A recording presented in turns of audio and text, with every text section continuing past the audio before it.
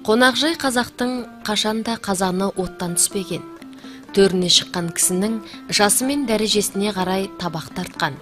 Әулет әжелері табақтың дұрыс берілу тәртібіне аса мән берген. Басты дастарханға келерде маңдайын тіліп, бір құлағын кесіп ұсынған. Бұл жолың ашық, төрт жағың тең болсын дегенді білдіреді. Бас жасы үлкен қарттарға, сыйлы қонақтарға тартылады. Оған арнайы бата жасалады. Құрметті қонақ бастан ауыз тигесін жанындағы кісілерге бастың құйқасынан кесіп таратады.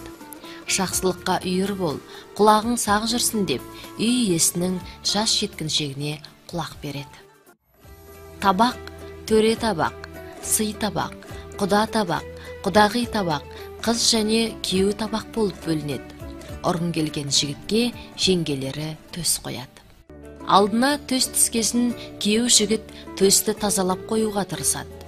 Күйеу жігітпен ере келген жолдастарына тоқпан жілік, қабырға немесе сүбе беріледі. Ал қыз табаққа құйымшақ салынады. Және үлкен ілтипатпен болашақ ұрпағымның анасы деп ұл табар салып, жерігін қансын деген ниетпен келін табақ дайындалады.